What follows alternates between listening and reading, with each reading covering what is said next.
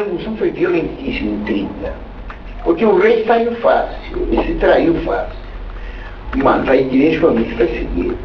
Os padres que andavam na rua de Batina eram assassinados. Tá certo? Então foi uma revolução violentamente anticatólica, em 1830. Brutal. Ela fez triunfar a democracia com esse rei palhaço. Certo? Os primeiros ministros vão ser todos ladrões. A democracia vai imperar de todas as formas de Alibaba. Tinha mensalão, semanal, quinzenal, todos isso. Né? A democracia mudou. Divisão dos poderes.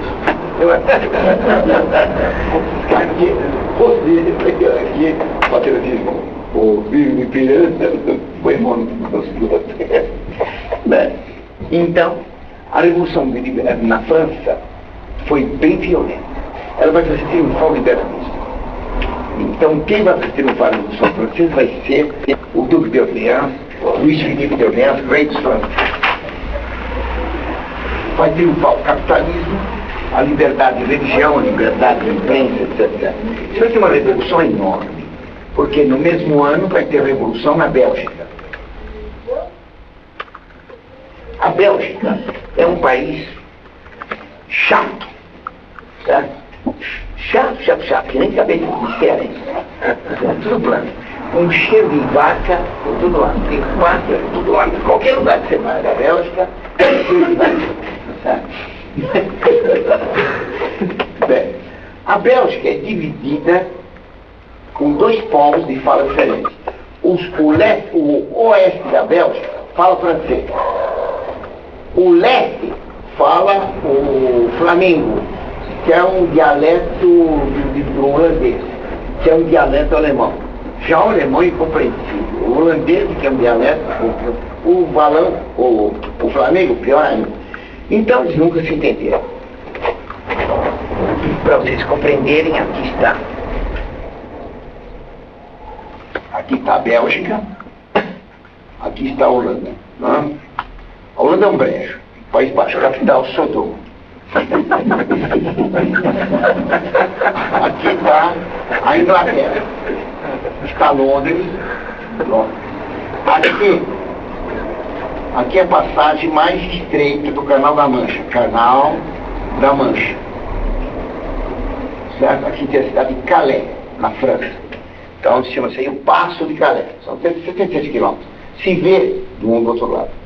Certo? Tem 76. Tem gente que nada atravessando. Certo? Atualmente tem barcaças que devem ter um trem subaquático, não subterrâneo. E vai por baixo lá. Então o ministro francês dizia, o ministro inglês dizia para o francês, que suprime o ridículo, só tem um passo. Certo? O francês podia dizer, passo de Calais. Bem, a Inglaterra nunca permitiu que a Bélgica fosse um país independente. Porque a Bélgica permite facilmente a invasão da Inglaterra. É muito perto. Então eles sempre procuraram dominar a Bélgica. A França não podia ser dona da Bélgica. Certo? E juntaram a Bélgica e a Holanda. Quem governava eram os holandeses. Os franceses da Bélgica são católicos. Os holandeses e flamengos são protestantes. Eles se detestam. Pior que carioca e paulista. Claro. Pior que Coringa e Paineira. Eles se detestam. No parlamento belga, ainda hoje, os flamengos falam a língua deles, flamengo. Os belgas que falam francês entendem tudo. Os que não entendem, tem que ter tradutor. Porque os outros entendem francês. Os que não entendem, tem que ter um tradutor. Não entendi. O filho que não conhece o outro. Mas todos entendem, eles falam duas línguas. Atualmente mesmo é um processo de separação da Bélgica francesa para se unir à França, coisa que a Inglaterra não vai deixar. Bem, em 1930, eles aqui formavam então os Países Baixos. Mas a Bélgica, sendo católica e francesa, tinha outra cultura. Tá certo? E então, procuraram aproveitar a Revolução Liberal da França, como cada nação tem direito de formar um Estado. A nação belga francesa, que tinha uma língua própria, uma religião própria, uma cultura própria, queria formar um Estado próprio. Então separou-se a Bélgica da Holanda, certo? Bem, mas fizeram lá uma revolução com os liberais. Os católicos apoiaram. Os católicos apoiaram. Separados, os protestantes eram muito bons. Mas apoiaram fazer uma constituição escrita com liberdade de religião, liberdade de imprensa, separação dos três poderes e propulsão liberal. Não sei se viram. Então a maçonaria aproveitou a rivalidade católico-protestante dos Países Baixos para introduzir mais um país liberal. Está claro? Tudo bem? Isso foi em 1830. Depois, isso aqui teve uma repercussão enorme. A independência da Bélgica. Certo? A Bélgica ficou independente. Independente e liberal. Porque independência ou morte dos dados belgas. Está claro? Depois teve na Polônia. Na Polônia, os poloneses eram dominados pelos russos. Os poloneses eram católicos e os russos eram ortodoxos. Então, mesmo uma pantomima. A maçonaria jogando os poloneses contra os russos. Do ponto de vista católico, isso é vantajoso, mas não foi introduzir o liberalismo.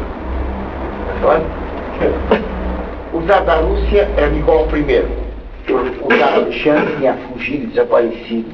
Então, os bispos poloneses apoiaram a revolução. Certo? Revolução liberal. Quem organizou a revolução foram os românticos Adam Mickiewicz, que era um judeu convertido, e o Papa João Paulo II fala muito dele. O Adam Mickiewicz proclamou a independência, a república, está claro não? Compulsão liberal. O Papa Gregório XVI condenou e mandou uma carta violenta aos bispos por ter apoiado o liberalismo. Ele dizia que a Polônia católica não podia ser dominada pelos russos, mas não por introduzir o liberalismo. Está claro? Depois disso teve revolução em toda a Alemanha. Foi não é aquele Illuminati, não é? Não, aquele é dano paisal, tá? Os Iluminados da Baviera. Que são Iluminados da Baviera. Que era uma treva, não tinha nada de iluminado, nem de lamparina. Então, a Polônia foi esmagada pelo exército soviético, que tomou Varsóvia e os revolucionários fugiram todos para Paris. Certo?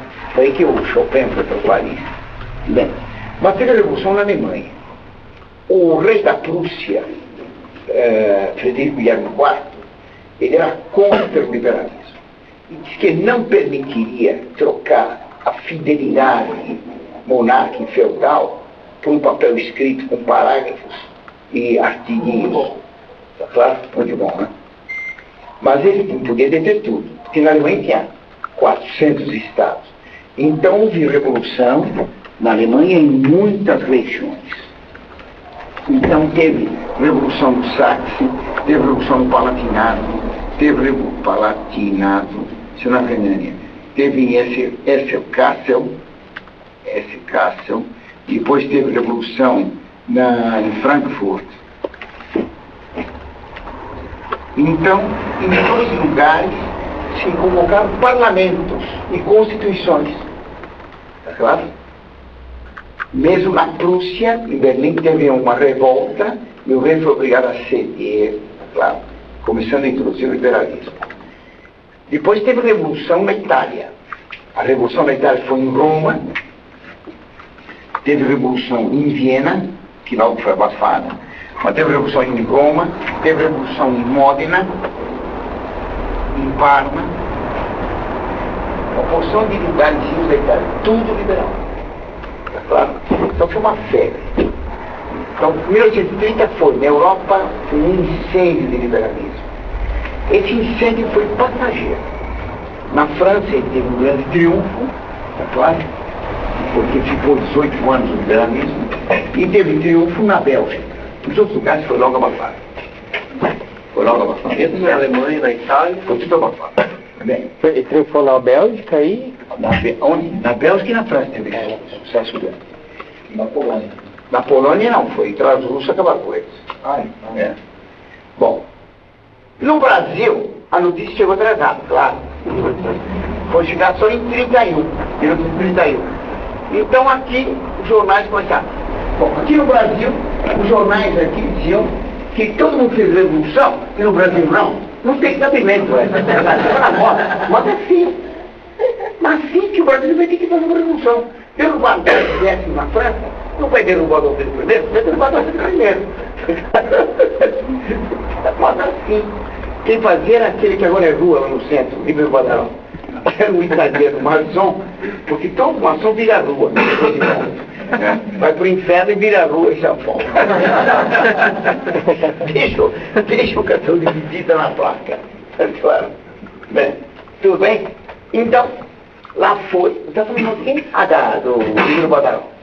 Fizeram uma revolução. Exigiram que Dom Pedro mudasse o ministério. Dom Pedro que não faria de jeito nenhum. Exigiram que trocasse o primeiro-ministro. Que ele faria tudo pelo povo, mas nada para o povo e nada com o povo. Eu acho assim, uma frase daquela. E saiu. Foi para outro quarto. Certo? Outro salão. Quando ele voltou, tinha se demitido. Por que ele se demitia? Porque em 1826 ele tinha herdado só de Portugal. Certo? Mas em Portugal o irmão dele, o Dom Miguel, claro, o irmão dele, que era contra o liberalismo, ele era tio, Dom Pedro I, tinha herdado o trono, mas os brasileiros não quiseram que ele ficasse com o trono. Então ele foi obrigado a renunciar em nome da filha dele, Dona Maria da Glória, que tinha 5 anos. Lá foi a Glorinha, foi para Portugal, certo? Com bonequinha, etc. Tchau, ela foi para Portugal. Ela ficou rainha de Portugal, Dona Maria II, 5 anos de idade. O tio dela, irmão de Dom Pedro, Dom Miguel, ficava padrinho dela, não, ficava tutor dela, tá certo? Regente e noivo, para casar com ela dali em 15 anos. Tá Mesmo plano, na verdade. Na verdade, mesmo plano, claro. Tá certo? Mas o Dom Miguel, ele era antiliberal. Tá certo? Depois de algum tempo, ele deu um pé na Glorinha, pôs ela no orfanato, e se proclamou rei de Portugal. E começou a perseguir os maçons e liberais. Então Dom Pedro queria vingar a Glorinha. Os liberais aqui derrubaram Dom Pedro. E ele então se demitiu, foi para Portugal, foi derrubado pelos liberais. Como vingança ele foi para Portugal e implantou o liberalismo contra o irmão dele. Tá entendendo? Os liberais derrubaram ele. Tá certo? Ele então queria de qualquer jeito ir embora para vingar a Glorinha, partiu para Portugal, desembarcou no Porto, fez uma guerra civil, venceu Dom Miguel e estabeleceu o liberalismo em Portugal. Isso em 1930. 31. Ele vai governar Portugal como Dom Pedro IV, 3 anos só. Ele nem vai governar, vai ficar a Glorinha, né? Mas a Glorinha não fazia nada, ele que dirigia. O Glorinha estava no primário, tomou um pouco no terceiro ano. Ele ficou então doente por Portugal. Morreu tuberculoso, no bom romântico, em 1934. Tá certo? Morreu e está morto até hoje. Tossiu, deu última tossida. Apitou. Ela mudou para o sol, bateu para 10. Segundo meu filho, está morto. Tá certo? A Dona Maria da Glória ficou governando Portugal. Mas entrou o liberalismo. Dom Pedro I, que aqui era absolutista, derrubado pelos liberais, foi para lá fazer o liberalismo. Que é uma coisa de, olha, de português. Tudo bem aqui? Então agora vamos para a Itália, certo? Não, vamos passar para outra revolução. Então,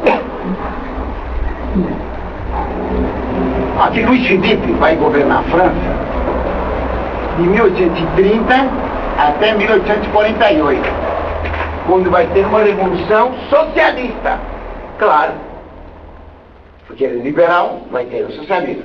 Tudo é igual, na política deve ter igualdade no dinheiro. Tá claro? 1848 é o lançamento do Manifesto Comunista de Karl Marx. Certo? Bem, 48 vai ter revolução de novo em toda a França. Vai ter revolução na França, em primeiro lugar, depois vai ter revolução em Roma, vai ter revolução em Viena, vai ter revolução na Alemanha, vai ter revolução em toda a parte. É uma ordem maçônica, a revolução em toda a parte. Claro, vontade de Deus escolhida. Eu queria pegar, deixa eu ver se tenho aqui um livro para vocês verem como. Olha que interessante. Se vocês prestarem atenção como os alunos são enganados. Os resultados da Revolução na França, né?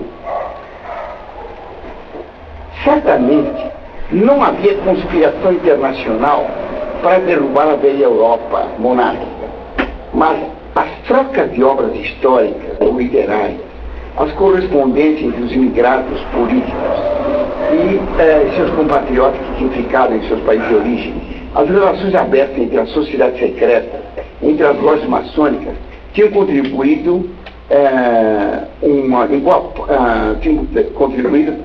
tinham construído um grande bloco de ideias comuns e os sentimentos de uma solidariedade em vista da emancipação dos indivíduos e dos povos. Entenderam, não? Certamente. Certamente o quê? Não é uma Não era conspiração, só que é troca de informações entre as lojas. É verdade. Uma tese e antitese. Caralho, né? Quer dizer, não havia conspiração, só havia uma troca de informações entre as lojas maçônicas. Quer dizer, havia uma conspiração, óbvio, tá claro? Mas óbvio que havia uma conspiração. Professor, quando eu estudei isso na faculdade, aula sobre as revoluções liberais, o professor pegou e falou assim que a distância de uma cidade para outra era tamanha que com a tecnologia daquele tempo era impossível que houvesse combinação. Não dava tempo durante a revolução num lugar, o outro correndo da outra não passou para a revolução. E aí eu perguntei, mas será que eles não poderiam ter combinado? Aí ele pegou e falou assim, Será que não podia? ele achou que não, né? Porque era o telefone. a história pedia revoluções liberais. Era o estado histórico. Era uma exigência. A história é maçonaria. Bem, então, as revoluções liberais foram por toda parte. E eu esqueci de falar que em 22 foi feita a independência da Grécia, que era cristã. Então houve uma cruzada para a libertação da Grécia. Foi de 22 a 29. E a Grécia ficou independente com o rei belga. Bem, em 1848 vai ter revoluções em toda parte de novo. Certo? As revoluções mais importantes serão em Paris, em Viena e em Roma. Paris, Viena e Roma.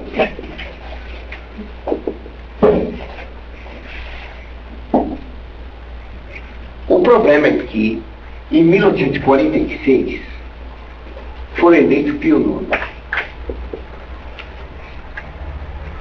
E essas revoluções vão ser inspiradas por Pio IX. É incrível, não? Pio IX era da família Mastai Ferretti.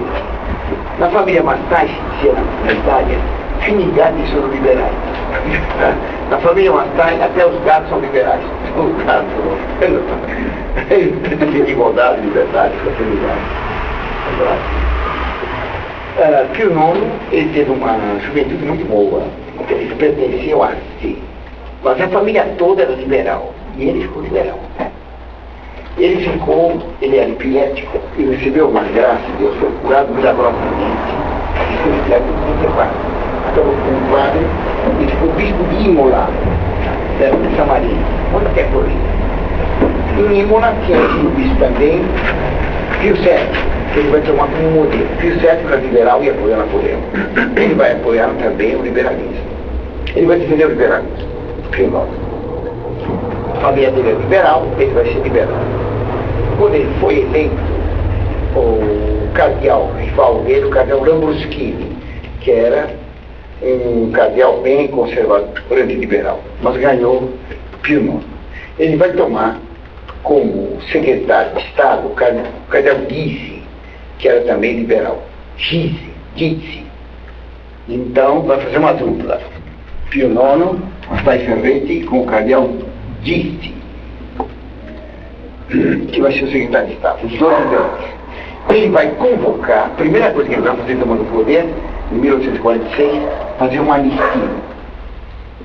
Todos os presos políticos liberais foram decretados livres. Entendeu?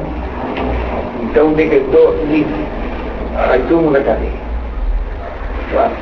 Ele defendia a unificação da Itália. Certo? Então gritava: viva o fenômeno e viva a liberdade. Certo? Ele é favorável à República. Certo?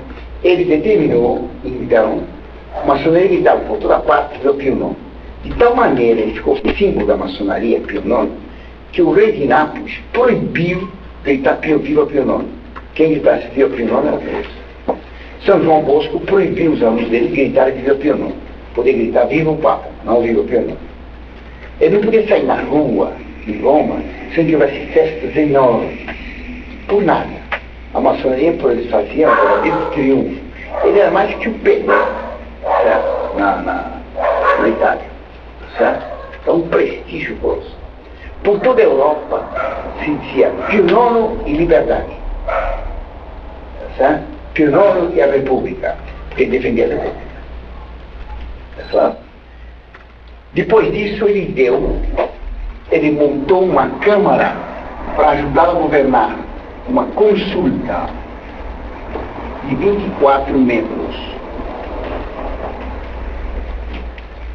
Tá certo?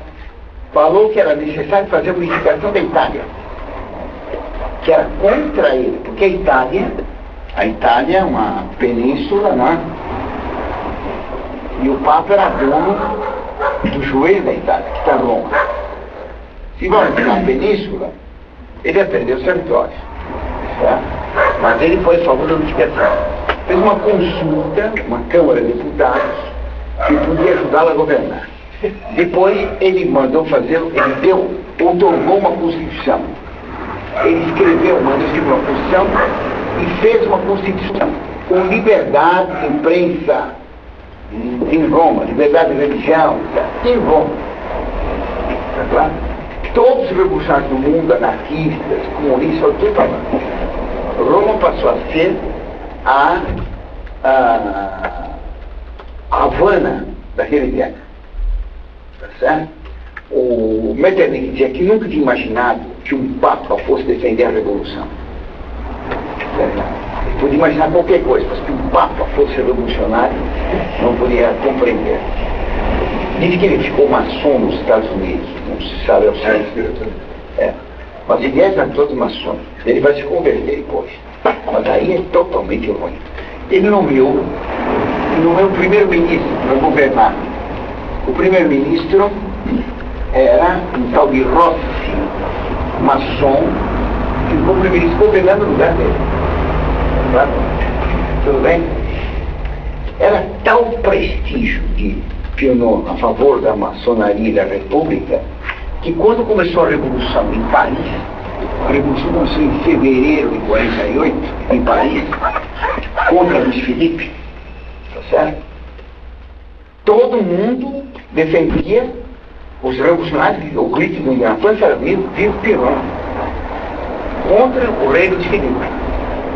A Revolução de fevereiro de 48 contra Luiz Felipe era socialista, republicana e socialista. Então ele viu que Cristo foi o primeiro socialista, que era desfazer a igualdade econômica. Claro? A Revolução em fevereiro de Paris começou com um incidente. Houve uma manifestação republicana na Rua dos Capuchinhos e o Luiz Felipe, o rei, mandou uma tropa lá. A tropa disparou contra o povo e matou 18 pessoas. Quando matou 18 pessoas, pegaram os mortos e levaram em triunfo. Claro? Levaram em triunfo por todo lado e o rei, então, ficou assustado, tomaram o centro de Paris. O rei, então, anunciou que ia fazer uma reforma do governo, nomear os ministros mais populares. A multidão rebelada começou a gritar: fora, nada de reforma dos ministérios, queremos a república. Os rebeldes tomaram o palácio da prefeitura em Paris, perto de Notre-Dame, para o Hotel de Ville, e mandaram tropas em direção rebelados contra o exército. O arcebispo de Paris, Monsieur Affre, um homem espantoso, e Afra quer dizer espantoso. Então é só Afra. Monsenhor Afra foi falar com os rebeldes, tinha barricados nas ruas, ele foi espiar por cima dos barricados e levou um tiro no meio da testa. Faleceu. Ia fazer um diálogo, né? Cessaram o diálogo. Foi um escândalo. Em nome de Pio IX. É claro, o rei tentou ainda fazer uma pequena reforma, teve que correr e fugiu da França. Nomeou o neto dele rei, mas quando mandaram o menino à prefeitura de Paris, tinha já uma comissão que proclamou a República. Claro. Então foi proclamada a República em fevereiro. A República é a Segunda República. A primeira foi na Revolução Francesa. A Segunda República em 1848. Essa República vai começar liberal, mas ela vai terminar comunista. Claro. Vai ser bastante violentamente comunista. Claro. Depois vai ser, para apaziguar, vão nomear um presidente que vai ser Napoleão III. Ele fica presidente durante 3 anos, depois se faz eleger imperador. Claro. Com apoio do Papa Pio IX. Para evitar o comunismo, nomearam Napoleão III, que era carbonário, que era maçom, inimigo do Papa, violentamente anticatólico, foi nomeado imperador pelos católicos. Certo? Bem, toda a Revolução de Fevereiro, em Paris, vai ser sob a égide de Pio IX. Certo? Na Itália, a eleição de Pio IX deu uma alegria enorme para os revolucionários. Porque se dizia, a Itália aqui tem o Piemonte, capital Turim. Se dizia que a família real do Piemonte, a família Saboia, ia fazer a unificação da Itália. Claro? Bem, aqui era tudo Áustria. Milão, certo? Deixa eu apagar aqui mais para cima para vocês poderem. Aqui é o reino de Nápoles, ou das duas Sicílias. Capital Nápoles. Aqui está Roma, os estados da igreja. Aqui está o Piemonte, capital Turim, onde veio Dom Bosco. Dom Bosco estava vivo então. Aqui está Milão, que era a principal cidade austríaca. Veneza, que era também da Áustria. Isso aqui era da Áustria. Bem, então em 1848 havia todo um movimento para unificar a Itália. A Itália tinha aqui uma porção de ducados, condados, repúblicas, tá claro? Um monte de paizinhos pequenos. O Estado da Igreja, capital Roma, era o centro. Se dizia que era preciso fazer a unificação da Itália. O padre Gioberti começou a pregar na Itália, e fazer a união da Itália, sob a presidência do Papa Pio IX. Tá? Então o Papa deixava de ser rei em Roma para ser presidente da Itália. Com uma Câmara de Deputados, Senado, etc. Era uma tradição completa. Pio IX não apoiou totalmente, mas está a meu favor. Está balançado. Tá? Estou balançado. Balançando. Bem, havia uma série de outros padres que faziam a mesma coisa. Tinha surgido no Piemonte um movimento de ressurreição da Itália, para fazer a República de novo, como tinha em Roma. O Império Romano começou com a República. Então, é preciso ressurgir a Itália, como se a Itália fosse alguma coisa ligada a Roma antiga. Não tem nada. Os italianos são ostrogodos, não tem nada dos romanos antigos, é outro povo. Claro, não tem nada, nada. Falamos da unidade italiana, unidade de língua. Uma mentira colossal. Ninguém se entende na Itália. De uma cidade para outra não se entende. Em Bolonha tem o Rio no meio. O pessoal do lado de cá finge que não compreende a piada do Brasil da vice-versa. O norte tem ódio do sul, o sul tem ódio do norte. O norte diz que o sul não trabalha. O sul responde que ele trabalhar. Ninguém quer saber de nada.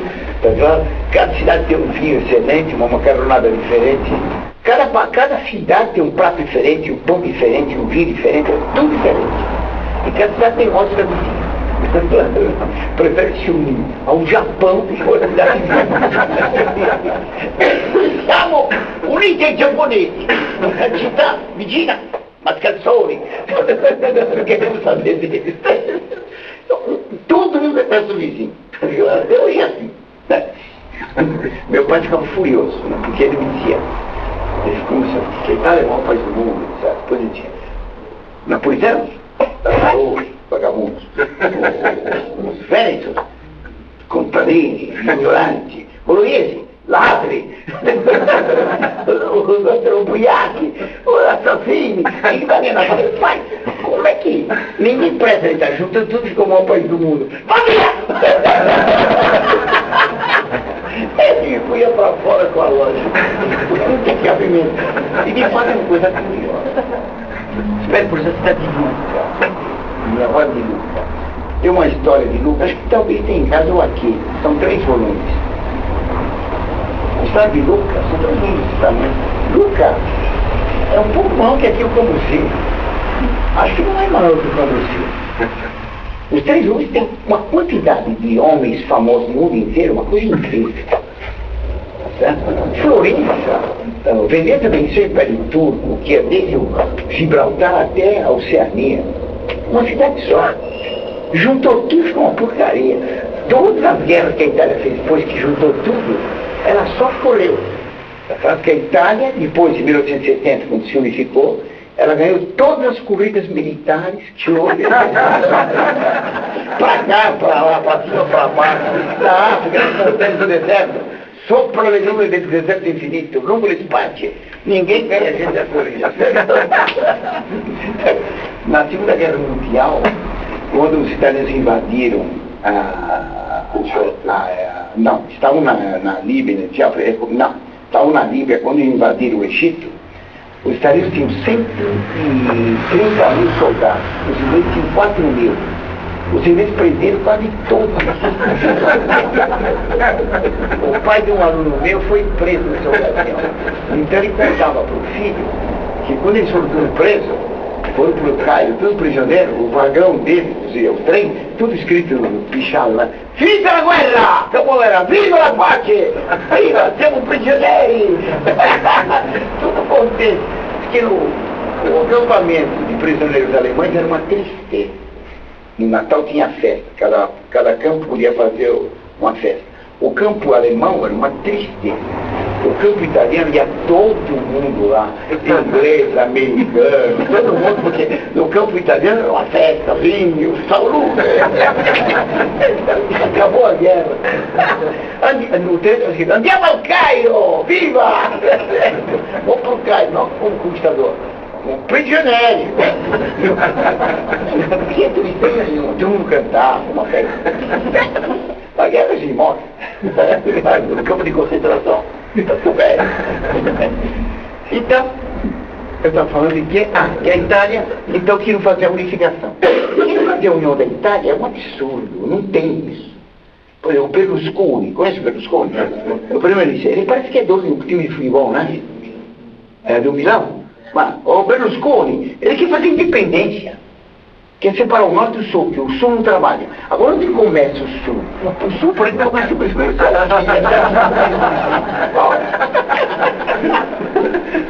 É o presidente da Itália quer esfacelar a Itália. Para fazer unidade, quem fez foram os maçons do Piemonte. Tá?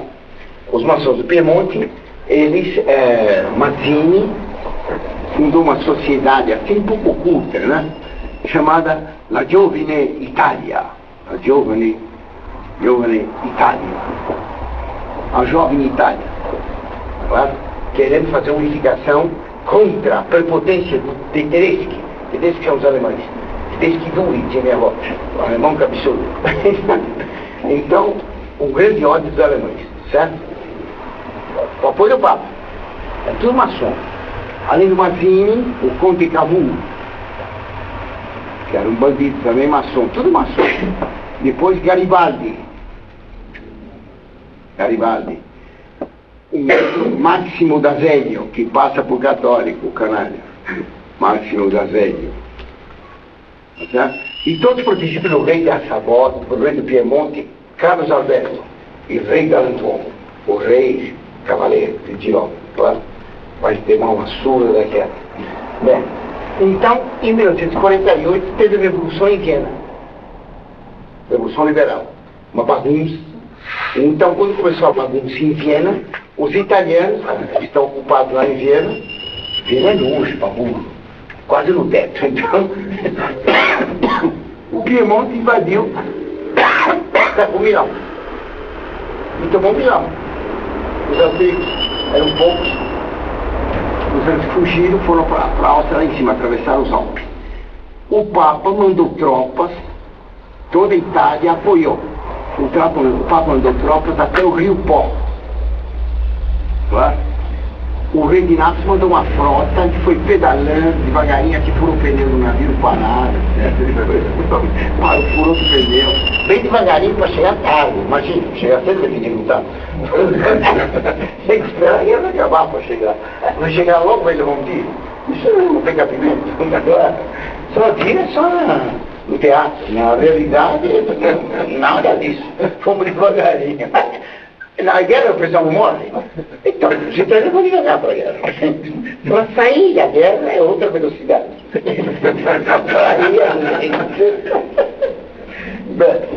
Então levou um tempo, pulando aqui, entrou aqui dentro, deu uma voltinha, estava chovendo, furou do pneu, certo?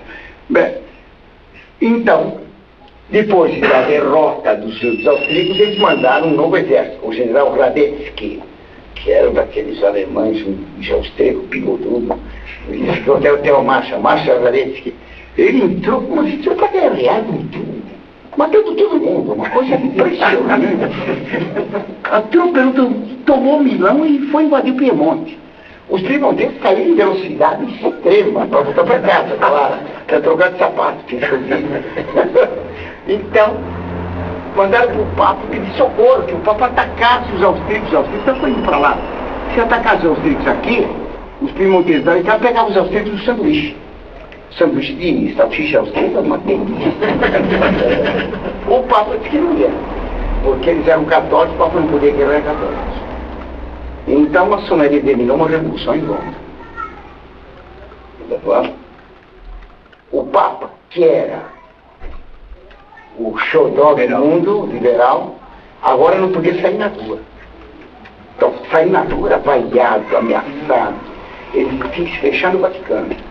O ministro Rossi foi um dia para a Câmara de Deputados, um maçom encarregado, pago, né? Com a navalha, deu um talho de navalha no pescoço dele, foi de tal maneira perfeito o golpe, que decapitou, cortou o pescoço e italiano para faca é tremendo. Caiu a cabeça do italiano. Era um homem de talento, pobre. Levaram a cabeça do italiano de interlúdio pelas ruas no andor, o assassino carregado no andor, a navalha, com uma espécie de altar, pontuada, tá entendendo? Tudo levado depois para a pizzaria, para festejar, claro. Mauro estava morto. Assaltaram o Vaticano, o Papa não queria, assaltaram com ele não. A tiros, tá certo? O Papa, então, teve que fugir. Isso foi em novembro, certo? Novembro de 48. O Papa fugiu, o embaixador francês pegou-lhe uma carruagem, levou para fora da cidade estava a mulher do embaixador com uma carruagem de viagem, e levou o Papa rapidamente para Nápoles. De Roma, Nápoles, Roma daqui, são 200 quilômetros. Foi para Gaeta. Professor, e os austríacos não sabiam que o Papa estava sendo atacado? Sabiam, mas não sabiam antes que o Papa era contra, que era liberal e que... Sabiam tudo. A Áustria era contra. A Áustria era contra. Mas agora o Papa recusou atacar e fizeram uma revolução. Proclamaram República em Roma. República Romana. Tá certo? Então, os carbonários dominaram, o Papa fugiu, houve vários monsenhores felizes no Palácio do Papa. Tá certo? E o Papa aí se arrependeu. Certo? Ele tinha já escrito uma primeira encíclica muito boa contra o racionalismo e contra o fideísmo da maçonaria mística. A encíclica foi feita pelo cardeal Lambruschi. Agora ele fugiu, e aí então os austríacos, os piemonteses pediram paz. A Áustria dominou o Piemonte. E a Áustria então mandou tropas para Roma, para expulsar os maçons. A França não queria entregar Roma para a Áustria. Então a França mandou uma esquadra, chegou todos aos austríacos, desembarcaram, comandado pelo Marechal Oudinot, desembarcaram e sofreram uma derrota frente aos republicanos italianos, do Mazzini. Mas depois os franceses reagiram, tomaram Roma e pegaram todas as lojas maçônicas com toda a documentação. Os maçons todos fugiram, o Mazzini e os outros, claro, Garibaldi para o Brasil, né? Mas pegaram toda a documentação que foi publicada depois pelo Papa Pio IX, dado pelo historiador Quetinot Joly, que dá os planos da maçonaria como diz para a Igreja Católica, que são muito interessantes. Isso fica para a próxima.